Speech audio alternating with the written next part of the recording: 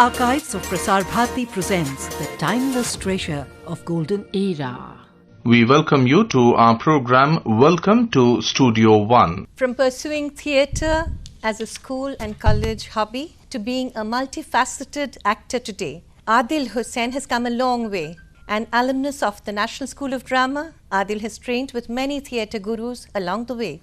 Today, we come face to face with Adil's life and works. Welcome to the studio, Adil. Thank you so much. Ladies and gentlemen, let us join hands to congratulate the first Indian actor, Adil Hussain, to win the top Norwegian film honour, the Amanda Award, for his role in the film, What Will People Say?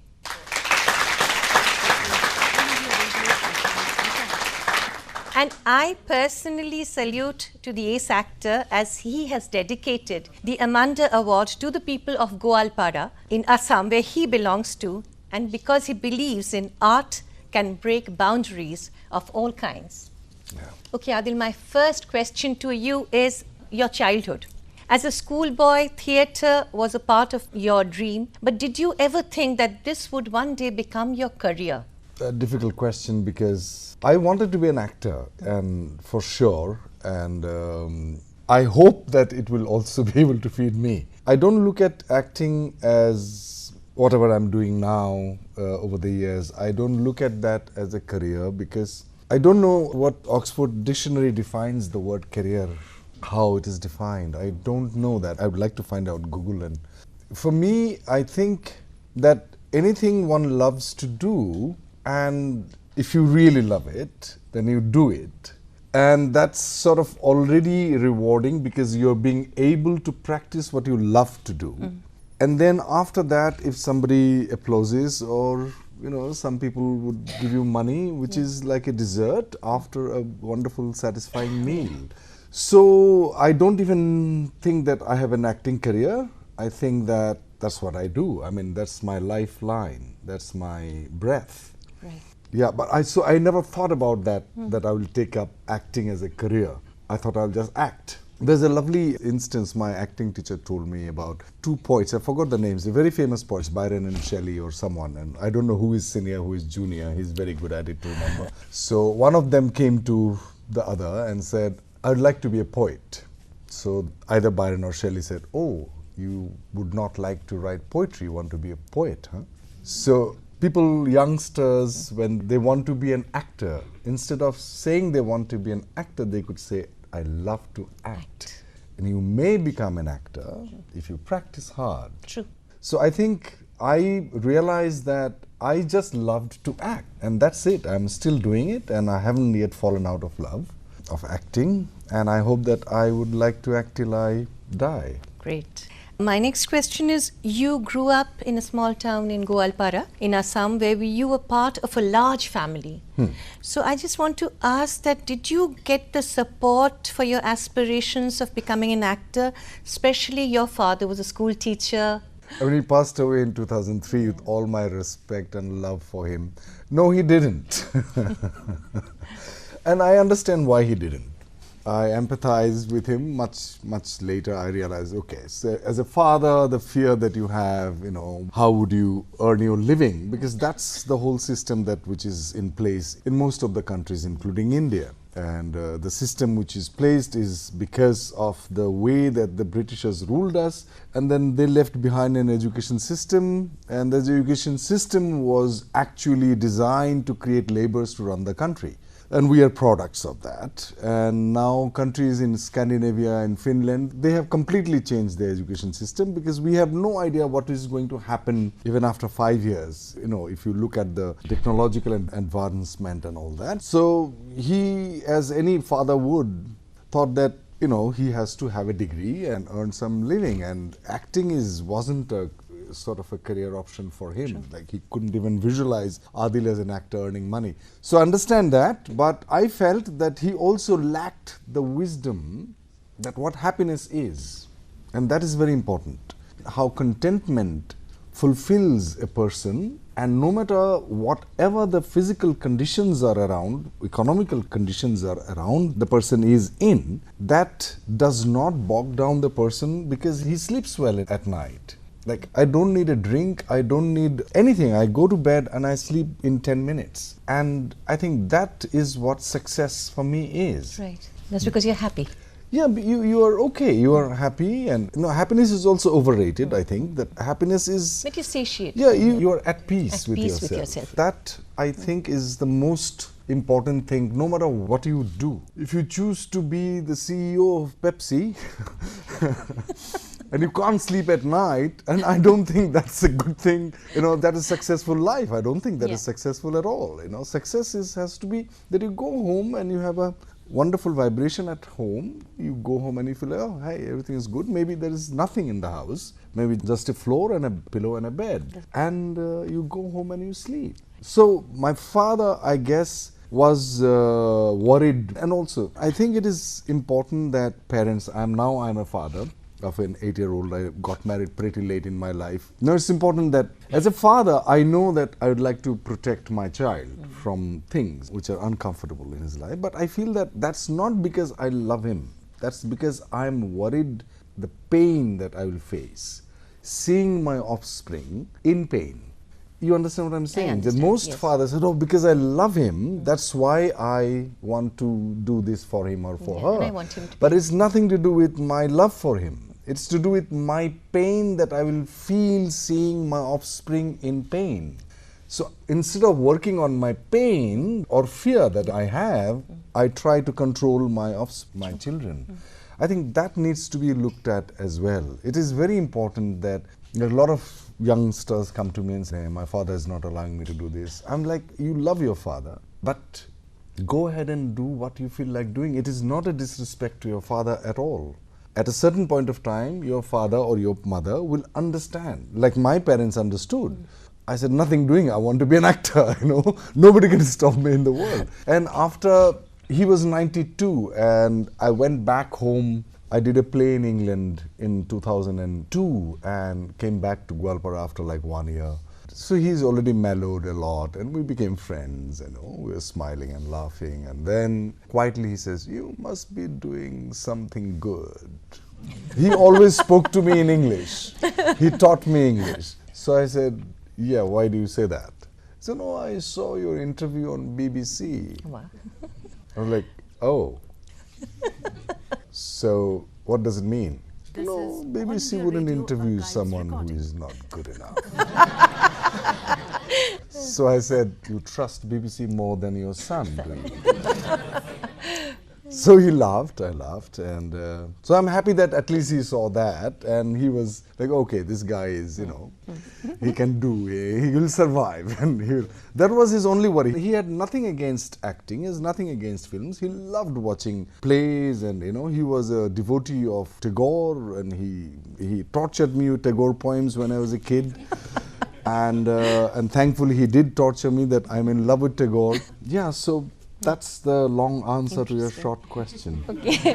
Like Gwalpara is seeped in culture, especially the Gwalpariya folk music, dance. So were you also part of that? I grew up listening to all sorts of, like as I said, my father was a devotee of Tagore, so since morning there will be Tagore songs, and then Thumri and classical vocal songs, and Dhrupad, and Gwalpariya song is like our dal bhat. And you listen to Pratima Pandey, you listen to Bhupen Hazarika, and they shaped our consciousness. They introduced us to the finer aspects of humanity through their words, and about romance, about nostalgia, about love, including love for your region and culture and country. That's how it came out. Your Amanda Award went to that. Yes, absolutely. I was told by a very, very famous psychiatrist that the things that you learn till you are 4 years old is what you are. After that, only intellectual development happens to some extent, but the inner emotional drive and your aspirations, they may change, they may evolve, but the foundation is... So it is very important for parents that how you treat your child till they are 4. It goes into the inner system. True. So I thought that, yes, it is very important, because if I wasn't born there, I wouldn't have been here sitting with you to, having a chat. So, yes. So the range of films that you have acted in, Adil, I mean, it's actually, to say, mind-boggling, because it's English, Malayali, Hindi, Assamese, Bengali, and now this Norwegian film. Has it been easy for you to break the barriers of language, culture? I don't think if it was easy, then I would do it. You know, it should be difficult. I guess when we put ourselves in difficulties, then only we grow. But you don't look for difficult situations, by the way, youngsters. Don't look for it, it will come. You know, don't worry about it. But there is the whole idea of method acting. You should have a very difficult life to be a very good actor, nothing doing. Language had been a forte. I was a mimic actor. I fell in love with mimicry when I was a kid. So I felt attracted towards different kinds of accents, for example, you know. So I had the knack for it, and so I used to mimic all kinds of accents, from how the Bengalis would speak Bihari, how the Assamese would speak. When the Assamese people speak in English, they speak something like this quite often. And you know how the Bengali would speak Assamese. So I had that, and so when I have to act in a Malayalam film or a Norwegian film, I don't look at that as a language, like a sound for me. So you hear the sounds. Because also in my training process, I realized that the meaning of a word is in the sound of the word. So the dhwani is the doorway and window to the primordial meaning of the word. How words came into being, I think till today I haven't read any concrete history that how did it come. All these different kinds of words in thousands of languages across the globe, we have no idea how it came into being. So while doing Shakespeare, that was my focus. Like, I have to find the meaning. Of course I know the meaning. Anant, Ananta, saak apne sun? Chai ek de do, Ananta? For someone like Anant is a guy, you know, who serves tea or who teaches me, Mr. Anant Kumar. But Anant. So when Einstein would say Anant would mean very different than when Adil would say it. So how do I understand the magnitude of the meaning of Anant? So that fascinated me. And then when I did Shakespeare, Othello, I did it for 10 years. And I tried to go and I explored each and every word. When I prepared for Othello, I locked myself in a room from 10 to 5 and then 6 to 9 for official rehearsals. So I used to just go through each and every word and try to find even the meaning of in. What does it mean by in? In. How does it sound? How does it feel? So otherwise, how am I'm in the room? No, I'm in the room. In. So I, E, and how it vibrates. So that's how language was very, very important for me. So I didn't look at that as language. I looked at that as a combination of sounds. So it is extremely fascinating for me to, oh, I have to speak Norwegian. Great. Can you tell me I know the meaning, the so-called meaning, you know, the intellectual meaning, but I would like to know feel the emotional meaning of it, how it feels in the body, which are the resonators which vibrates. When I say over, O-V, R, over. So how does it work vibratorily in your body?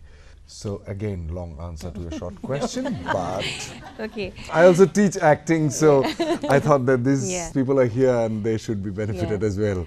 So after your stint at London on this Charles Wallace scholarship, you went back to Assam. I did, yeah. Why didn't you stay back? No, I think after I came back from England after the course, I was looking for something more, something deeper in England. The whole idea of going to England was that I had a lot of questions which nobody could answer. Then I realized those are very philosophical, so they were not really bothered about my question. They would like say, no, but you just do it and find out. So I'm like, yeah, but you know, I have this question, why should I act? So acting I know, but do I have better things to do? Because how does it serve the society? I mean, of course I'm having fun, you know, blah, blah, blah, but am I doing something good for him or for the rest of the world? Because I come from a very principled family. My father was like very, very like strict, principled people. Anyway, so those questions were not answered, and I came back. I met my teacher who taught me at the National School of Drama. His name is Khalid Tayebji, And Khalid Tebji is youngest son of India's one of the foremost diplomats, Badruddin Tebji, who is responsible to bring this Ashok Chakra into the national flag, I was told. So I saw his performance and I was completely blown by the performance. And I thought he is the person, he's the actor that I'd like to be like. So I went up to him and I asked him that I would like to work with you. And he said, how much money do you have? I said, 100 rupees. He said, great. Can you organize 100,000 rupees within a year? And you have to have an Enfield motorbike, he specified, and meet me after 1 year. I give you 1 year time. And I fell from the sky because I stopped taking money from my dad since I was 17. And I was already 30 then.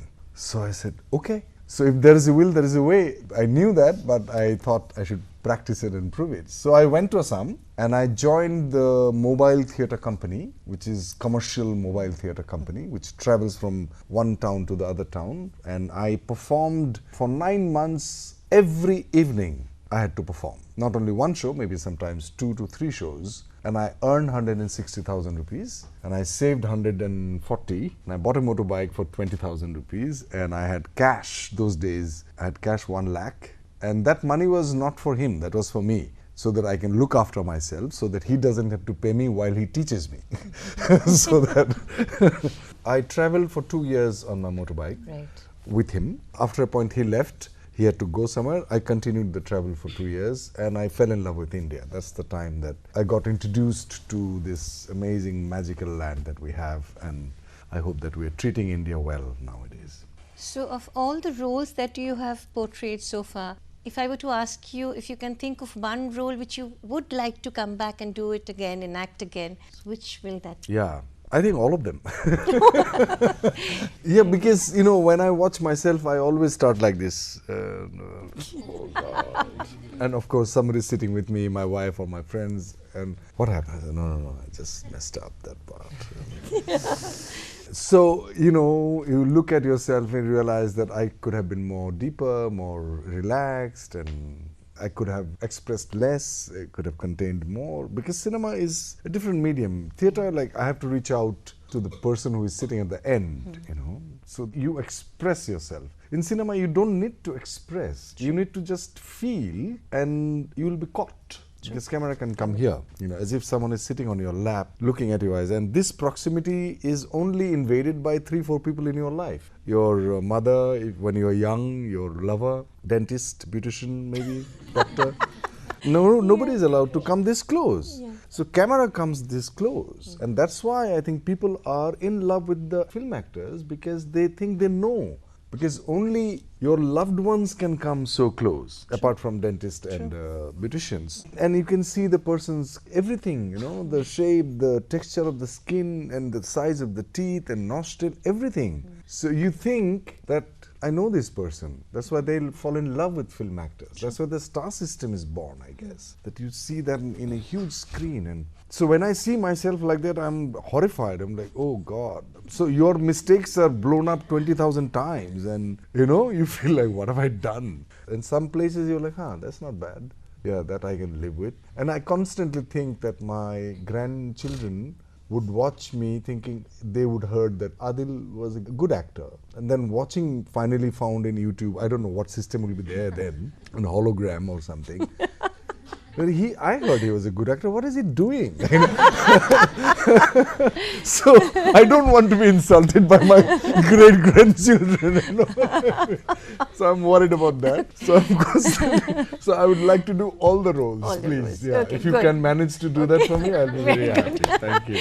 You've worked with lots of directors in theatre as well as films. Gee. So if I ask you if you can name 2 directors, He's in theatre and one in films, who's made a very deep impact on your life. You're putting me in a lot of trouble. Really? I think Royston Abel, who is my classmate as well, and very dear friend. I'm too old to say my best buddy, but he is. Because he pushed me and tried to almost throw me off the cliff. So Othello was a play which he pushed me. I was ready to be pushed as well, of course, but you need a taskmaster who is sitting outside, because actors are quite self-indulgent and to some extent narcissists. They think they're great, you know.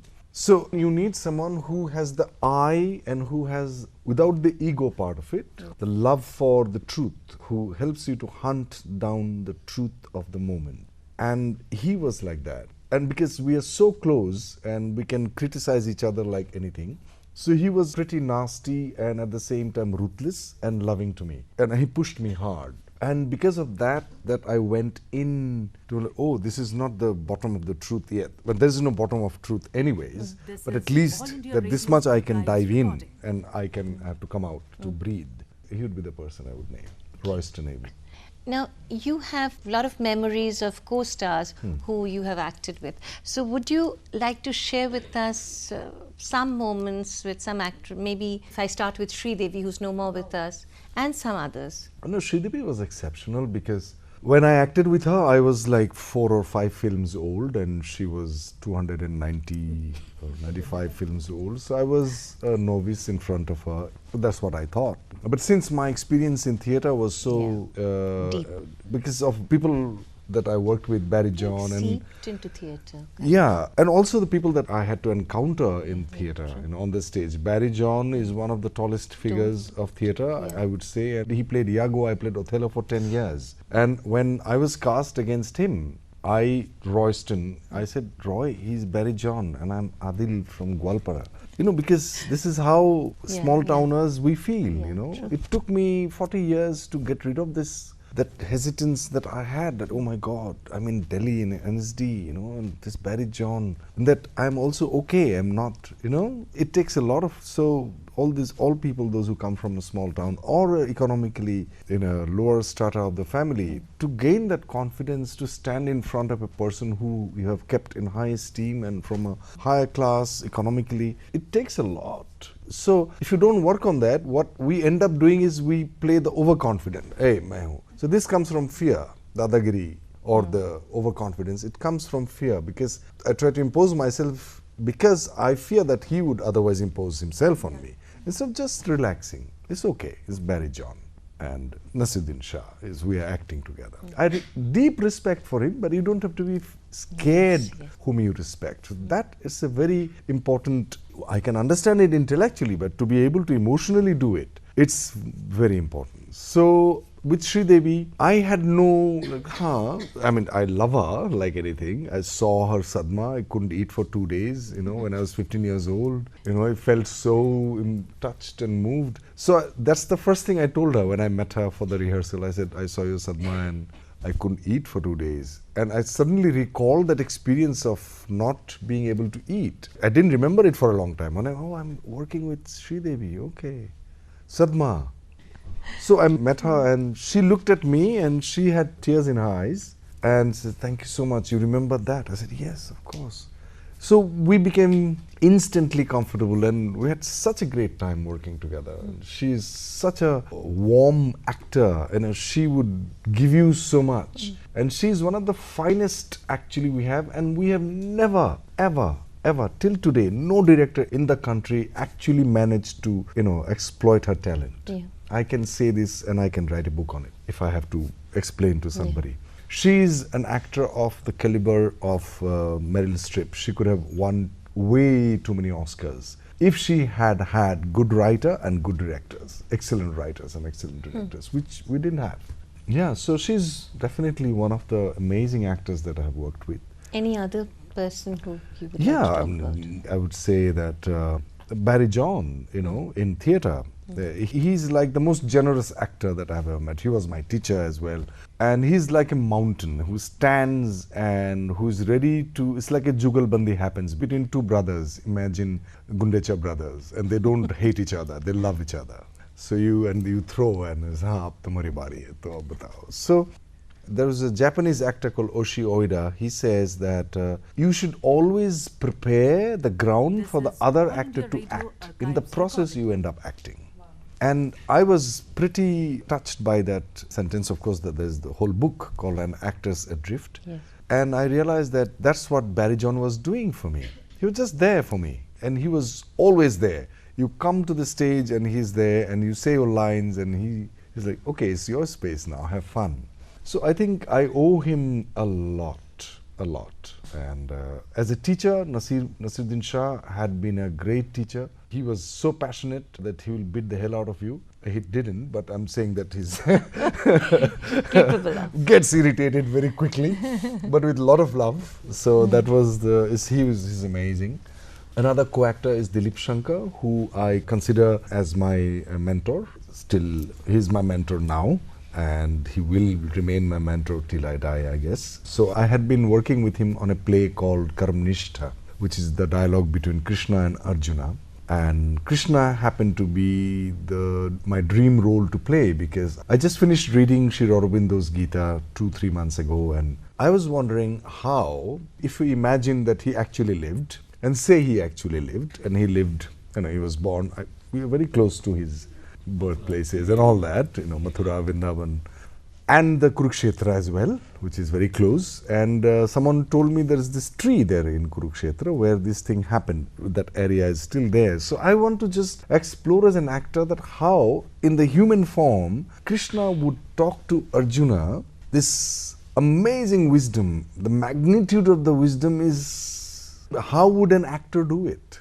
And in order to do it, what would I have to do to prepare? So that is a great challenge, and I've been doing this play with him for very few people, actually, just 10-15 people. So I'm playing Arjuna now, he plays Krishna, so I would like to play both the roles. So he has also asked me to play both the roles, and he will direct it. So I'm preparing for that, and I hope to share with you whenever it is ready. Right. So Dilip Shankar is the other actor. Okay, Adil, another question is, every actor one point think that I shouldn't have done this role or that role. Is there any regret you have about any role and later you became famous for that? I mean, while you were choosing the role, you were slightly reluctant, why should I do it? No, I have no regret whatsoever. Okay, that's nice. Mukti Bhavan, I feel that you were amazing in that film. Would you like to talk about that film? When you were asked to enact that role, and then how you went about it, and then you won an award for that. Yeah, it's one of the most beautiful movies. Recently, BBC critic and Observer's critic in England has declared it as an international treasure, Mukti Bhavan, and it's releasing in 50 countries. Yeah, congratulations. And this applause should go to Subhashish Bhutiani, who is the director, writer. He wrote this film when he was 23 years old. And he directed the film when he was 24. And when I was asked to play the role, I read the script and I was like, how old are you? So he said, he's very, very humble, down to earth, I see traces of Ang Lee in him. That it's like he's an old soul in a new body. He's so wise. So I kept asking him when he directed me also, how old are you? He said, I'm 24. So no, I know it. I'm just trying to reflect when I was 24. I was thinking nothing about anything else but girls, So actually the film came to me towards the end. Almost like a month ago. So I had very little time to prepare. So I told him that you are my director, you are the writer of the film, and I don't have the audacity to come in now and say, okay, this is how it should be done, I should do the role. You tell me, how do you want me to play this role? And it's your vision that I have to fit in. And actors are supposed to fit into the patra. That's how actors should be. We like water, transparent, flexible and liquid, and to have the ability to quench your thirst as well. So these are the three qualities that I think the ancient Indians believed in when they spoke about patra in Natya Shastra. So I follow that principle, at least I try my best to follow, and I fail quite often as well, but I follow that principle that you tell me how should I mold myself into this particular vessel. And he came up with very, very interesting clues which I had to, because he doesn't understand my language in terms of acting language. I come from a different school of acting. He has a different understanding of acting. So, but in the rehearsal only, we just rehearsed for 2-3 days, and I just walked, put on a mustache. Does it look okay? And I changed my walk. Yeah. Oh, this is the walk I want. And because I realized that he sits, he's an insurance clerk in a small town. He will be sitting all day in the desk. So his spine is not going to be like that. So something like that, and it happened. I also have stopped working as a method actor because of reasons. I believe that is extremely efficient system. But I started following something which is, I think, is very Indian. That you behave not as the doer, but you are the instrument, and let things happen. Of course, for that you need to work hardest, I guess, that you don't think all the brilliant ideas which come to my mind, that this is how acting should be done, this is how I do this role, I have to know. So all those brilliant ideas, I generally flush it into the toilet, and I don't know how to do it. And you go to the set not knowing how to do it. And then that's the time magic happens, that you don't know. If you know it, then mostly it is stereotyped. Somebody has done it. It's the impression of all the things that you've seen. So it is, most of the time, it's cliche. It could be appreciated as well, but I'm not saying it's bad. But it's not something new. I think the word creation or srishti, it means something you haven't experienced at all. Then when it's new. So srishti cannot be old, it cannot be stale. So how would I do something if I've already thought I will do it this way? It is not new. Even if it is new when you thought about it. But now when I'm doing it, like right now when I'm talking to you, it has to happen now. So I have to submit myself to the moment of now, which is the most difficult thing in the world to do. All the Rishi Munis, which they are trying to do only that, to submit into the now. So it is difficult. So I try my best to sort of be here, and I don't know what to do. And if I know what to do, that means I'm failing myself. So I try to just be there and follow the director's order. Okay, after doing it, he says, Adil, can you just go a little to that side or this side? Not physically, but internally. And I try to follow that, and he says, okay, great. Because anyway, I don't have any idea how he's going to edit it, what music is going to come, what he's going to do in terms of the rhythmic, narration, what kind of sound he will put in, atmospheric sound. So all these dictate the film. Film doesn't happen when you shoot. It happens much after in the editing table and all that. So I just submit it to him and to something which I don't know. I call it the goddess of creativity, and being an Indian. And yeah. Right. Okay, so your award for the best actor for this Norwegian film, what will people say? Can you talk to us about what kind of role you enacted? Right. What will people say? Log kya kahenge? Logo ka kaam hai kehna. We had been hearing Rajesh Khanna singing that song in Amar Prem. Right. So, and we all grew up with that. Yes. Yeah, kya kahenge yaar. And it's also, I grew up in the same situation, What will people say? So when I was asked to play this role, I instantly connect. I was like, okay, yeah, it wouldn't be so difficult. So I'm supposed to play the father of a 16-year-old child who was born in Norway. I came from Pakistan and settled in Norway. So this daughter who goes to school mixes up with all the Norwegian community, which includes also white people and also has the Pakistani or Indian community. But she obviously born there and speaks that language. So her software is completely Norwegian. She looks hardware is very Indian, but inner feelings and everything is very Norwegian, And of course, certain amount of Pakistaniness or Indianness is still there. So that conflict, which is very old conflict. There's nothing new about this subject. We all have it. What is new is that how it has been told, and what is the extent that a father can go because fearing what will people say. So his actions were so harsh out of the fear that he will be boycotted by the Pakistani community there, and nobody is going to come and buy things from the shop and blah, blah, blah. And he goes into that trauma and he takes extreme measure. At the same time, he loves his daughter. He just loves her. He knows that she is so talented, she can do this. So those shades were also there. And that was very difficult for me to have both the things. When I'm stern with her, harsh with her, is it possible as an actor for me to bring that love as well? It's very difficult. And I tried my best, and I guess for some reason it worked. Otherwise they wouldn't have given me the award. So it did work. Yeah, so that's basically the film. And finally she was kidnapped by the father, because you are not allowed to beat or slap your child there in Norway. You'll be taken to jail, actually. That's extreme that way there. And so without wish of your child, you cannot take her out of the country. So she was kidnapped in a way and taken to Pakistan, and she was kept with their uncle. And what happens in Pakistan, and then she comes back again with, her father brings her back to Norway. And then she, that girl, Nisha, she leaves her home for good. And her father sees her leaving and, fleeing the house, but he allows her to leave. He steps back, says, okay, I have done enough, I can't do anything more about it. And that girl who went, she became the director and she wrote the film and she directed the film. It's her own story. So it's amazing, while premiere, one of the brothers who helped the father passed away. One of the brothers who helped her father to kidnap her came with the other brothers to see it and congratulated me. Wonderful. It's amazing, Amazing. how things Yes, change yes, and of people course. evolve, Yes, and yes. that they forgave each other. But it was a huge trauma for Iram, the director and the writer of the film, to go through the whole thing. But she let out that anguish and anger she had through the film. So art, True. sort of tries to wash away the catharsis. So, one last question and then it's open to the house. If I ask you as an actor where your heart lies, is it theatre or film, what would you choose? Theatre, any day. Great. Yeah. Thank you. So Because now it's There's no hesitation in there. No, so now it's open to the house and you can ask questions.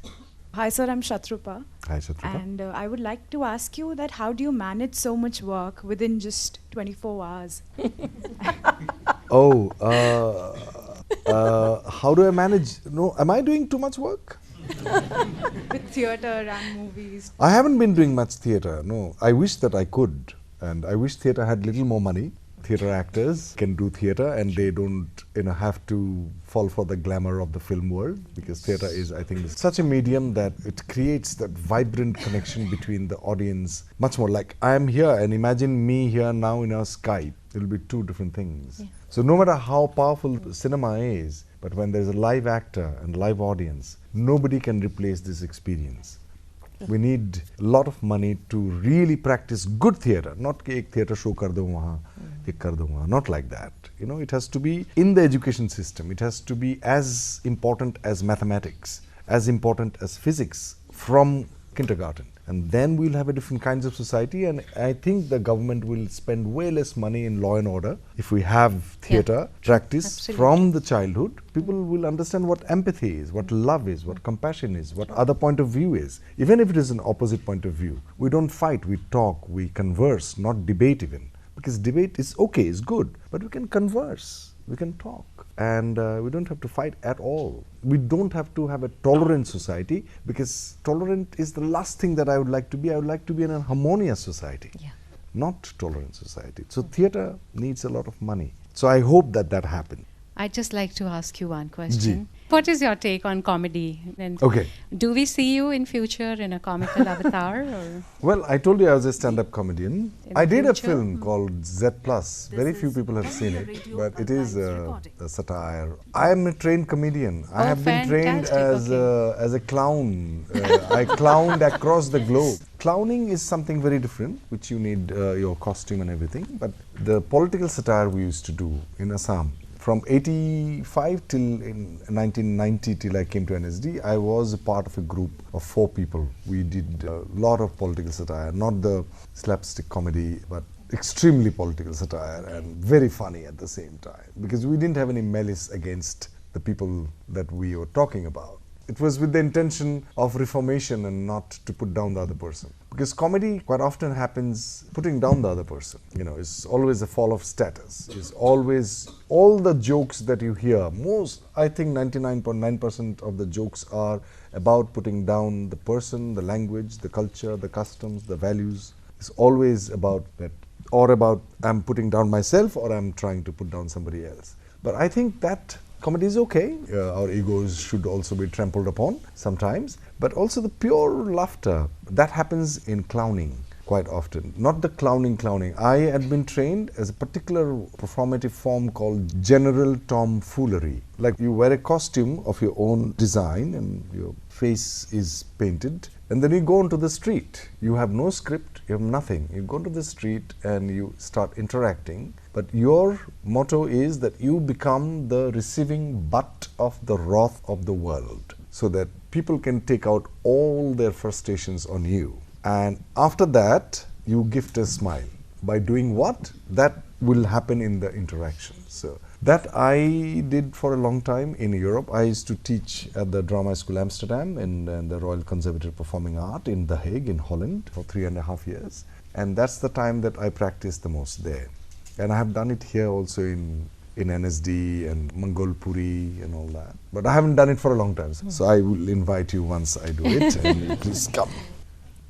Adil Sahab, I'm Rajiv Kumar Shukla. Hello, Rajiv ji. You have done theatre, you have done films, you have done television. Ji. Did you ever do radio plays? I did one radio play, but I did a lot of work on the microphone. As I said, I was a part of a stand-up comedy group, so we used to produce cassettes those days and our programs, and those were extremely popular, and we had thousands and thousands of followers, you know, in Assam.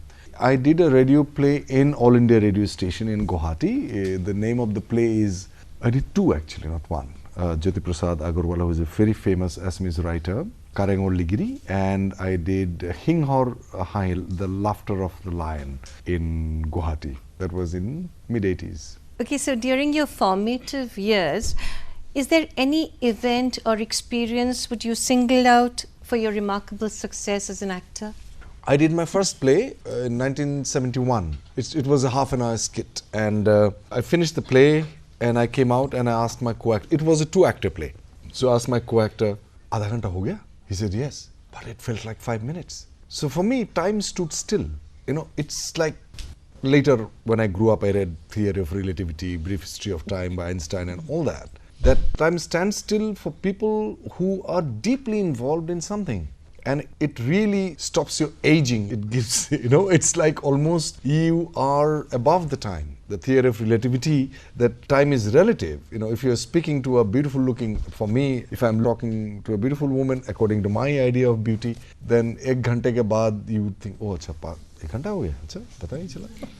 अच्छा, ठीक है, you can go, whatever. And if you're not enjoying the conversation, you're like, 5 minutes भी 1 घंटा जैसा लगता है. So, when theatre, that experience made me experience time in a different way. I did not know that when I did it, but something which I felt was like, wow. Only that particular feeling was there. I wouldn't have been able to articulate maybe the way I'm doing it now. But at that time it felt like, so that was the thing which kept taking me back again to the rehearsal space to do theatre and theatre, to act. That it sort of condenses and it shrinks, it intensifies your experience of life. You're living way fuller than you live in everyday life. So for me, acting is truer than real life. That when I live my life in a given space, I'm more focused, I'm more alert, I'm more aware, I'm more concentrated, I'm more attentive, and I live fully.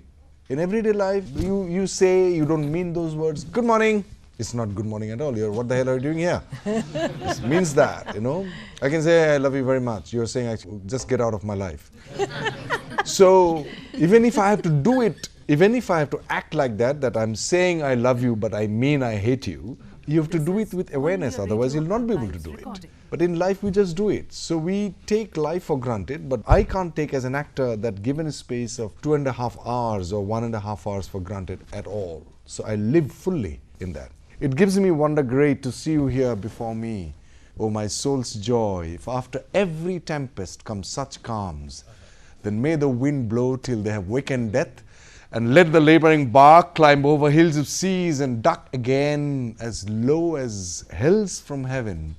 If it were to die, it were now to be happy, for I fear my soul hath a content so absolute that not another comfort like to this succeeds in unknown fate. That's Shakespeare. Amazing. It's wonderful. Wonderful having you. Thank you.